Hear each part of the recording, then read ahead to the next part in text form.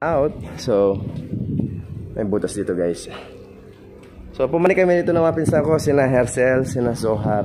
Gabi nun, binisita namin to. Kaso nasita kami ng security guard.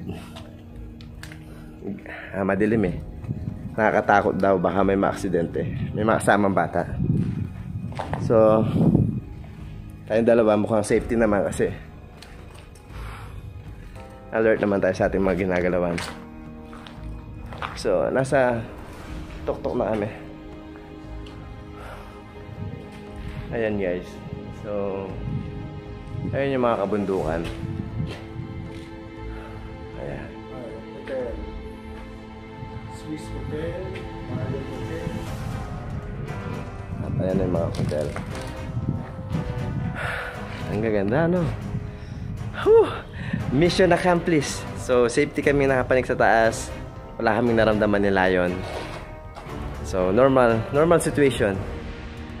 Ngayon ko lang napuntahan ng umaga na may view pala rito sa ibabaw. Makikita mo yung mga nakapaligid na hotel. Pakita ko sa inyo guys. So, may... Ayun.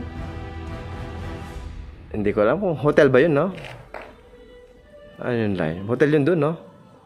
Bala mo, hotel yapin, no? So, nasa loob kami ng Clark ngayon, guys.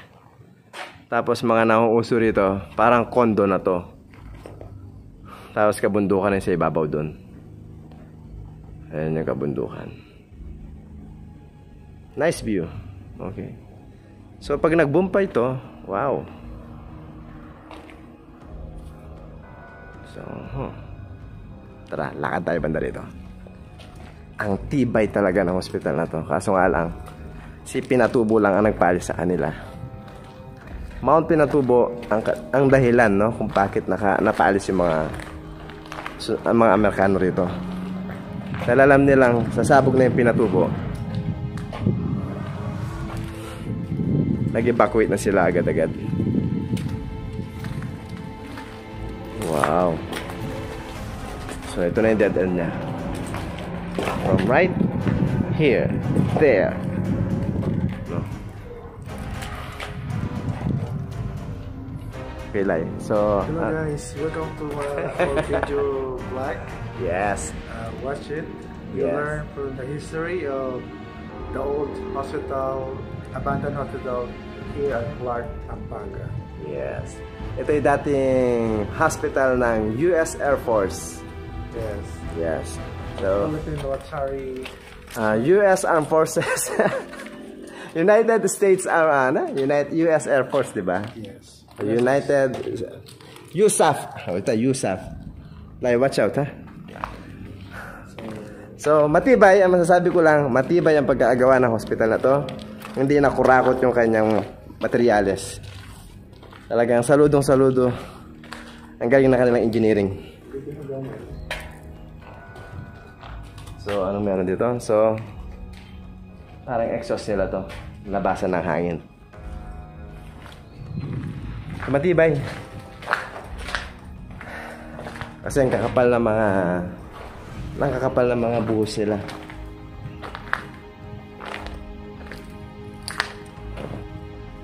Kakapal. So, let's go back na. So, mission accomplished. Hindi tayo pumunta ng gabi kasi natakot ko kayong multo. Potatinpin. So, Lai, ha? So, dito na kami ngayon nila yan. Bababa na kami. So, malamang ito may mga railings to dati. Nakalakal lang. Okay. So, kung natin magawa, syempre, yung panahon ng Pinatubo, talagang shutdown lahat yung hanap buhay. So, bakit nakalakal to ng panahon ng Pinatubo? Syempre, umulan ng putik, naglahar, kaya walang hanap buhay. Nung bata pa ako nun, naputol yung Abacan Bridge. Nagtinda kami doon ng pandesal. Kasama ko naman si Joel de Guzman, yung kababata ko. So, ayan sila yun. Normal situation. Salamat kay guard. So hindi tayo nagtirik ng kandila dito, no, Lai? Kalimutan ko yung kandila. Ayun ko. Para sa mga naiwan na kaluluwa dito. Okay. Medyo kung durot-durot. So, yung mas scary lang yun, no? Yung sa basement, no? Balikan natin yung basement kaya like.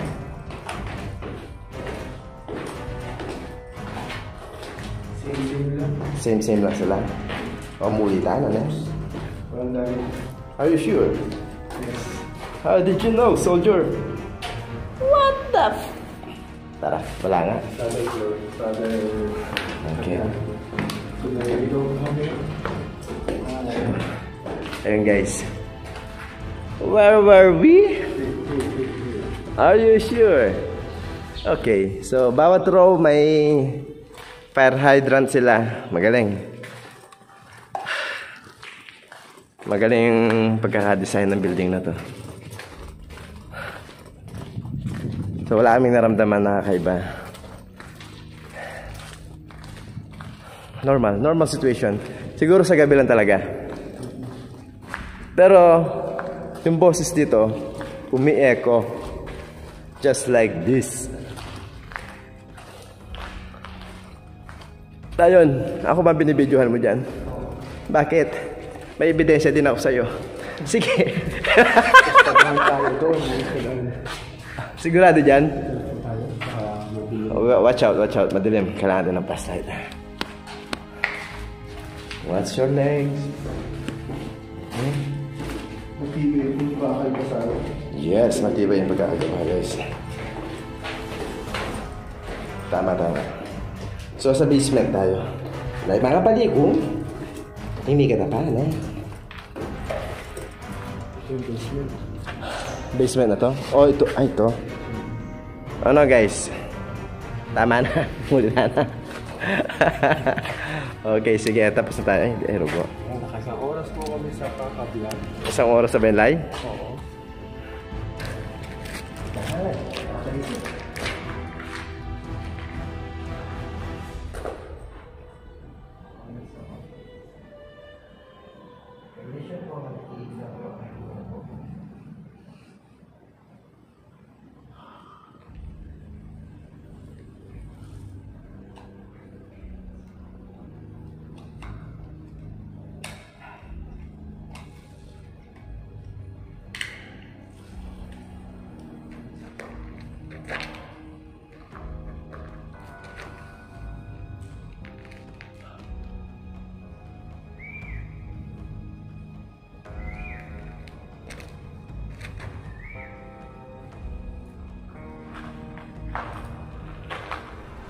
Okay.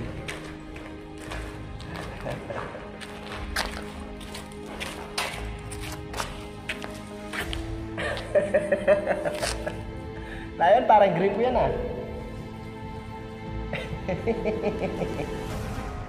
Ano po?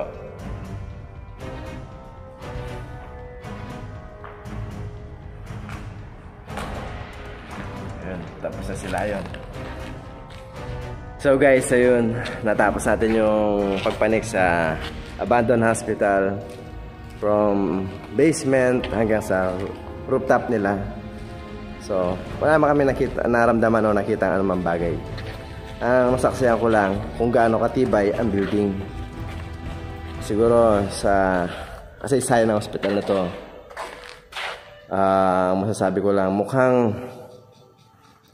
panatag yung mga tao dito. Kumbaga pinaka safety shelter nila rito. Yun nga lang, sigurado may nagsisigawan dahil sa mga sugatan. Minsan din may mga nawawarsyak na sundalo na wala sa katinuan, ganun. So yun yung malungkot doon. So ang nakikita ko sa building na to ay matibay siya. So sign ng talagang hindi siya dinaya. Matibay pagkakagawa. Tinodo lahat. Kaya hanggang ngayon, ang hirap tibagin.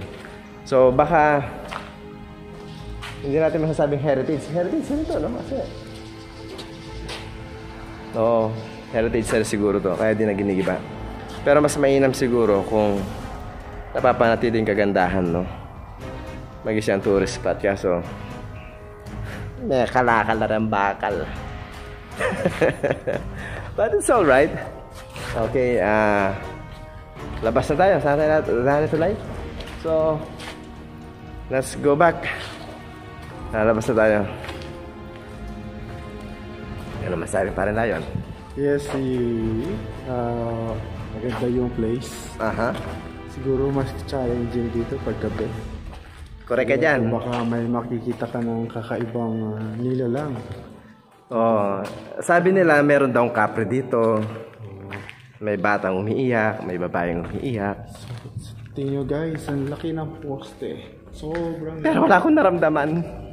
So, ayun. Kahit nabomba. Bago tayo aalis, so meron akong i-interviewin. Tatanungin lang natin si Papa Guard kung ano yung mga nararamdaman niya dito pag inabot siya ng gabi. So, ang hospital na to, hindi siya basta-basta walang tao. Meron din nag-maintain dito. May nagbabantay. So, may mga security guard din dito, guys. Kaya bago kayo pumasok dito, mas mainam na magpaalam kayo, security guard. Para mabigyan sila ng idea kung ilan yung tao nasa loob. Kung in case of emergency, pwede silang responde. Papa Guard, okay na ba mag-interview sa'yo?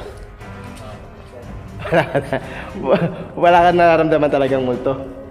Wala talaga. So, sabi ni Papa Guard, wala siya nararamdaman ng multo. Kahit gabi raw, siguro yung mga mahilang nila lang nakakaramdam ng takot. Pero ako matatakotin talaga ako, kaya pinunta ako umaga. Papa Guard, thank you very much, ha. Hanapin mo sa YouTube channel ko, Jesse Cambura. Ay, mahal. O sige, hayaan mo na. At least, nagpapasalamat ako sa iyo kahit paano nabigyan mo kami ng opportunity na makapag-vlog. Thank you very much, sir. Okay. So, saludo kay sir. Okay. So, sabi ni Papa Guard, wala raw siyang nararamdaman dito. So, siguro nasa ano lang yun. Nasa feeling ng tao kapag maninervyusin ka, mas malakas yung impact ng nervyos or takot. Kasi pag tatakutin ka, mas madali kang makaramdam talaga ng mga elemento or something. Pero kung bakit wala akong naramdaman? Okay guys, ito na ang paligid niya. Lalabas na tayo. Ay, there's a crow. Ayun na, may uwak. Ayun guys, may uwak. Let me see. Look at their light. Look at the crow. Right there. Oh, It's a bird. yeah. Okay. Meron dalawang uwak. So natitrain din yung mga uwak na yan. Smart yung mga uwak. So where were we? Okay na. Dito natin sa harapan. Okay guys, so sana nagustuhan nyo yung aking vlog ngayon na medyo may katatakutan na hindi ko masabi, pero okay siya. So sana magustuhan nyo itong abandoned hospital. Comment na lang kayo sa mga gusto mag-comment. So sige, bye bye na guys. Maglalakad kami ng pagkahaba-haba nila yon. Okay, see you next time on my YouTube channel.